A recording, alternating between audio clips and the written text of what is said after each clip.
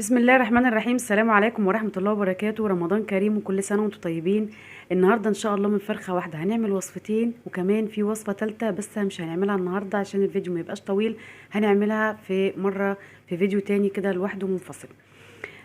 زي ما انتم شايفين كده انا معايا الفرخة بتاعتي قطعتها، طلعت كده الوراك لوحديها، وكمان طلعت السلسلة بتاعت الظهر بالرقبة والجنيحة، قطعتهم كده وحطيتهم برضو كده كلهم مع بعض.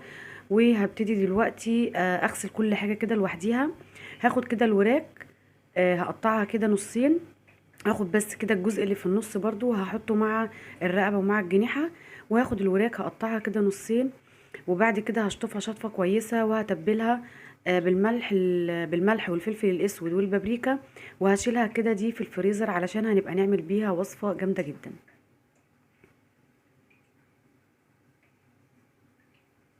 طبعا لو عندك الفرخة اكبر من كده والوراك اكبر من كده هتبقى حاجة يعني جميلة قوي.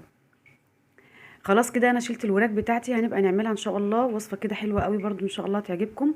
وهاخد كده الصدر بتاع الفرخة، هبتدي افصله كده من العظم بسكينة كده تكون حامية من الجناب كده ومن فوق. وطبعا العظميه اللي هتطلع دي احنا النهارده مش هنرمي اي حاجه خالص من الفرخه. العظميه اللي بتطلع دي برضو بيبقى فيها اجزاء كده من اللحمه، فانا حطيتها برضو مع الجنيحه والرقبه علشان بعد كده هسلقهم واقول لكم هنعمل فيهم ايه.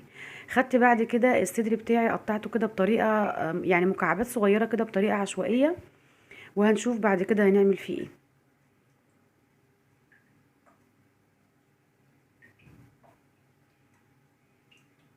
تمام كده الصدر خلاص كده جاهز معايا، انا قطعته كده زي ما انتم شايفين مكعبات كده صغيره. هاخد بقى الجنيحة والرقبة والسلسلة بتاعة الظهر يعني والهيكل اللي انا طلعته من الصدر. شطفتهم شطفة كويسة جدا، غسلتهم كويس قوي، حطيتهم في حلة، حطيت عليهم بصل، نص بصلايه كده، طماطمايه وشويه زعتر وورق لوري، وحطيت عليهم الميه وحطيتهم على النار وهسلقهم كده سلقه كويسه. معايا بعد كده بصلايه متوسطه وقرن فلفل كده احمر بارد او حامي حسب الرغبه، فرمتهم كويس كده في الكبه زي ما انتم شايفين، فرمتهم فرم ناعم. وفي نفس المكان كده في الكبه هبتدي افرم الصدر بتاع الفرخه اللي انا قطعته، عايزاه يكون مفروم خشن يعني ما خليهوش ناعم قوي زي العجينه. تمام كده اهو انا فرمته زي ما انتم شايفينه كده. بعد كده هاخد البصل والفلفل اللي انا فرمتهم هصفيهم من الميه بتاعتهم تماما، الميه دي برضو مش هنرميها هنستخدمها. وهاخد التفل بتاع البصل والفلفل، هنحطهم، شايفين الميه اهي، هركنها دلوقتي على جنب. وبعد كده هحط الصدر الفرخه اللي انا فرمته على الفلفل والبصل، بس انا حسيت ان الفلفل والبصل لسه خشنين شويه، اديتهم فرمه واحده بس كده كمان مع بعض في الكب. بعد كده حطيت عليهم معلقتين كبار من البقدونس المفروم، فرماه فرم ناعم جدا. وهبتدي دلوقتي ابهر، حطيت نص معلقه صغيره من كل حاجه، فلفل اسود، بابريكا، وكمون، بهارات فراخ، وحطيت طبعا الملح المظبوط. وبعد كده حطيت كيس من الفيجيتار، حار او بارد برضو على حسب الرغبه. ولو مش متوفر عندك الفيجيتار وعندك بقسماط ناعم تقدري تحطي معلقتين من البقسماط الناعم. وهقلب كده كل المكونات كده مع بعضيها. ولو حسيتي ان هي لسه طريه قوي قوي معاكي وبتلزق جامد في ايديكي تقدري تحطي كمان معلقه او معلقتين من البقسماط المطحون. غطيتها بقى واحطها في التلاجة كده نص ساعه لحد ما اشوف الوصفه الاولانيه بتاعتي. خلاص كده انا سلقت الحاجه اللي انا قلت لكم عليها. وابتديت دلوقتي اني انا فصصتها كده من العظم وقطعتها كده قطع صغيره خالص، او تقدري تفرميها فرمه كده في الكب. بعد كده في طاسه على النار حطيت شويه من الزيت، حطيت بصلايه متوسطه كده مفرومه، وحطيت كمان معاها فلفل اخضر، فلفل الوان متقطعين صغير كده زي ما انتم شايفين. هشوحهم بس كده شويه على النار لحد ما يتبالوا معايا. وبعد كده هبتدي احط البهارات، حطيت شويه من الزعتر، برضو ربع معلقه صغيره من كل حاجه، فلفل اسود وكمون وبهارات فراخ. وهبتدي كده اقلب كل المكونات مع بعضيها. انا هنا ما حطيتش ملح علشان الفراخ لما انا سلقتها حطيت عليها ملح، وكمان بهارات الفراخ عليها ملح. وهحط كمان اخر حاجه مكعب من مرقه الماجي اهو، حطيت كده مكعب من مرقه الماجي. وهقلب كده تقليبه خفيفه، وبعد كده على طول انزل بالفراخ اللي انا خليتها من العظم وقطعتها كويس. هبتدي كده اشوحهم كده كلهم مع بعض حوالي دقيقة، لحد بس ما كل حاجة تاخد من طعم الخضار والبهارات والحاجة اللي انا حطيتها. وكده كمان تمام، بقت جاهزة معايا وزي الفل. هنشوف بعد كده بقى، هشيلها من على النار واسيبها لحد ما تبرد ونشوف هنعمل ايه تاني. معايا بقى هنا لفة من الجلاش، قطعتها كده على قد الصينية اللي انا هعمل فيها. دهنت الصينية دهنة كده بالسمنة، وبعد كده باخد كل ورقتين مع بعض وبحطهم في الصينية وبدهنهم كده بالسمنة لحد ما بخلص نص الكمية بتاعة الجلاش. الحروف اللي انا قطعتها، يعني اللي طلع من قطعت على قد الصينيه، والباقي اللي طلع انا ركنته كنت هعمل بيه حاجه تانية. لكن انت لو مش هتستخدميه في حاجه تقدري تحطيه في النص قبل الحشوه كده او بعد الحشوه، مفيش مشكله. بعد كده حطيت حشوه الفراخ اللي انا عملتها، جميله جدا جدا جدا، احلى من اللحمه المفرومه 100 مره.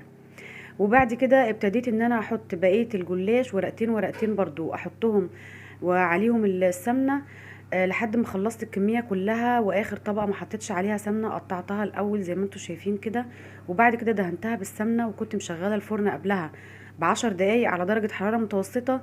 وبعدين قبل ما ادخلها الفرن على طول حطيت عليها كوبايه من الشوربه، وتقدري تستبدلي الشوربه بالحليب، تقدري تحطي حليب بدل الشوربه. ودخلتها الفرن كده زي ما قلت لكم على درجه حراره متوسطه لحد ما تستوي معايا. دلوقتي بقى طلعت الكفته بتاعتي من التلاجة، وحطيت كده، جبت الميه بتاعت البصل والفلفل، حطيت عليهم شويه من البابريكا ومعلقه كبيره من الزيت. وهبتدي بقى دلوقتي اصبع الكفته بتاعتي، متماسكه وجميله جدا، وريحتها وهي لسه نيه كده ريحتها بجد تحفه جدا. انا هعملها على طول كده على البوتاجاز في الجريل، بتبقى سهله كده وبسيطه. لو انت عايزه تعمليها في الفرن على طول هتصبعيها كده في العصيان بتاعت الشيش طاووق وتسيبيها زي ما هي، وبتحطيها في الفرن لحد ما تاخد لون وتستوي معاكي. خلاص كده انا صبعتهم كلهم، تقدري تعمليها بحجم اصغر من كده اكبر من كده زي ما يريحك. جبت بقى الجريل بتاعي وحطيته على البوتاجاز، واللي انتوا شايفينه ده مش بصل، ده ليا مبشوره. وممكن دهن حيواني او ليا، اي حاجه موجوده عندك بتديها طعم وريحه حلوه قوي. اول ما ساحت معايا نزلت بشويه كده من الزيت، واول الزيت ما سخن معايا هديت النار، خليت النار متوسطه، وابتديت انزل بالكفته بتاعتي. ما تجيش بقى جنب الكفته خالص ولا تقلبيها غير لما تحس ان هي اتشمعت معاكي وخدت لون كده حلو من الناحيه التانية، علشان بس ما تفكش معاكي. ما تقلبيهاش خالص وهي طريه، عايزين النار تكون متوسطه، بس نستنى لحد الزيت ما يسخن. هبتدي كده اقلبها من كل ناحيه لحد ما تاخد لون من جميع الجهات، اللون طبعا المطلوب. الريحه جميله جدا ومتماسكه زي ما انتم شايفين، ولا فكت ولا فيها اي حاجه، طريه جدا من جوه وطعمها في منتهى الجمال. زي ما قلت لك تقدري تشويها في الفرن بتاع البوتاجاز زي ما تحبي، انا بستسهل الطريقه دي، بتبقى حلوه، بتديني نتيجه حلوه قوي. تمام كده خلاص، الكفته معايا خلصت وبقت جاهزه وزي الفل. وكمان خلاص الجلاش خلاص كنت هطلعه. هوريكم بس كده الكفته قد ايه من جوه، جميله جدا وبيضه وطريه وحلوه قوي. شايفين قد ايه جميله، بجد تحفه جدا جدا، احلى من اللحمه 100 مره، والله طعمها في منتهى الجمال. يعني النهارده من فرخه واحده عملنا وصفتين، وفي وصفه كمان هنعملها بعد كده. طبعا انا بس علشان خاطر احنا يعتبر فردين او فردين ونص علشان ابني عنده 4 سنين، فالوجبه دي كانت بالنسبه لي مناسبه جدا. لكن لو انت افراد عيلتك اكتر من كده تقدري تعملي الوصفه الثالثه، الوراك تقدري تعمليها في صينيه بطاطس وتعملي برضو جنبيها شويه رز. يعني هتعملي 3 وصفات مختلفين من فرخه واحده.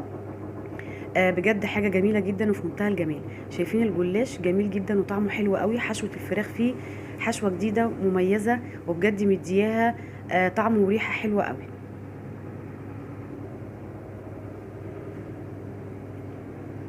كفته بجد جميله جميله جميله.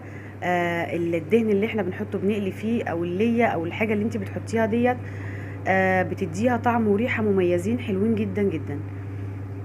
طريه من جوه زي ما انتم شايفينها كده، وبيضه، وبصراحه حلوه قوي وطعمها جميل قوي. وادي الجلاش وجمال، وشويه بقى كده كمان سلطه خضراء، حاجه بجد زي العسل. اتمنى الفيديو النهارده يكون عجبكم، واتمنى ان انتم تكونوا استفدتوا منه باي حاجه. ويا ريت لو استفدتوا ما تنسوش تحطوا لي اللايك وتدعموني كده بكومنت حلو منكم.